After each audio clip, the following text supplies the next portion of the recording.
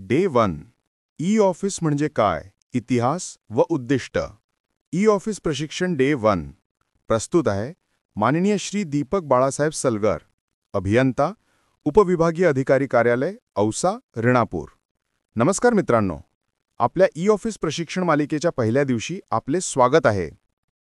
आज आपण एक महत्त्वाचा विषय शिकणार आहोत. ई ऑफिस म्हणजे काय, त्याचा इतिहास आणि उद्दिष्ट काय आहे. चला तर सुरुवात करूया. भाग 1. ई ऑफिस म्हणजे काय? ई ऑफिस म्हणजे इलेक्ट्रॉनिक ऑफिस, म्हणजेच कार्यालयीन कामकाज पूर्णपणे डिजिटल पद्धतीने करणे. जसे पूर्वी फायलींमध्ये कागद, पेन, रजिस्टर यांचा वापर होत असे, तसे आता फायली, नोंदी आणि पत्रे ऑनलाईन सिस्टममध्ये तयार व चालवली जातात. ही प्रणाली नॅशनल इन्फॉर्मॅटिक्स सेंटर NIC यांनी विकसित केली असून ती भारत सरकार व राज्य शासन यांच्या कार्यालयांमध्ये वापरली जाते. भाग 2.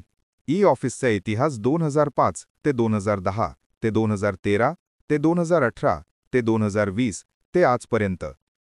ई ऑफिसचा प्रवास थोडक्यात पाहूया. 2005-2006 भारत सरकारने पेपरलेस ऑफिस ही संकल्पना पुढे आणली. 2010 NICने पहिला ई ऑफिस मॉड्यूल तयार केला, फाईल मॅनेजमेंट सिस्टम. 2013 भारतातील अनेक मंत्रालयामध्ये याचा प्रयोग सुरू झाला. 2018 महाराष्ट्र राज्य शासनाने देखील ई ऑफिसचा अवलंब सुरू केला.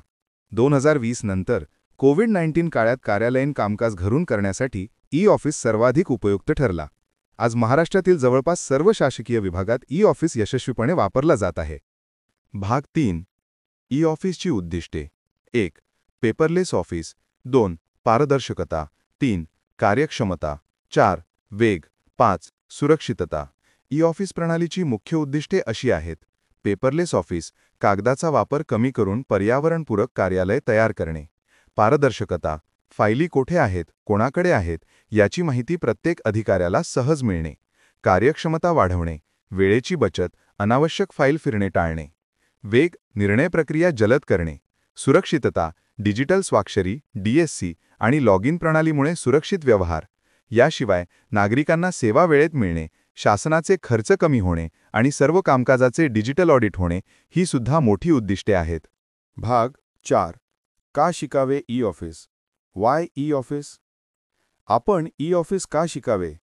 कारण भविष्यातील कार्यालयीन कामकाज पूर्णपणे डिजिटल ऑफिसवर आधारित असणार आहे.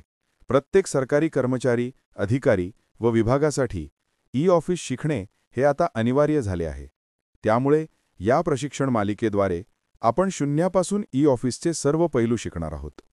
मित्रांनो, आज आपण पाहिले ई ऑफिस म्हणजे काय, त्याचा इतिहास आणि उद्दिष्टे काय आहेत. आता पुढील क्लासमध्ये आपण पाहणार आहोत ई ऑफिसमध्ये लॉग इन कसे करावे. तोपर्यंत धन्यवाद आणि आपल्या सर्वांना शुभेच्छा.